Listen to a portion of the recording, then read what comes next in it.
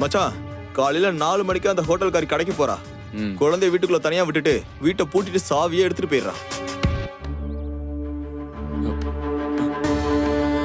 மறுபடியும் ஒரு 7-7:30க்கு திரும்ப வந்து அந்த குழந்தைய ரெடி பண்றா. காலைல 8 மணிக்கு ஆட்டோக்காரன் வரான். அந்த குழந்தைய ஸ்கூல்ல விட்டுட்டு அவன் கிளம்பிடுறான். அப்புறம் ஒரு 4-4:30க்கு அந்த ஆட்டோக்காரன் குழந்தைய ஸ்கூல்ல இருந்து பிக்கப் பண்ணிட்டு வந்து அந்த கடையில விடுறான். கடைக்கு வந்ததும் அவளுக்கு ஸ்நாக்ஸ் கொடுத்துட்டு அந்த ஹோட்டல்காரி பாடம் சொல்லி கொடுக்குறா. சாயங்காலம் 6 மணிக்கு குழந்தைய கூட்டிட்டு வீட்டுக்கு போறா. அங்க கொஞ்ச நேரம் மற்ற குழந்தைகளோட விளையாட விட்டுட்டு அவ பக்கத்துல உட்காந்தே பாத்துக்கிறா.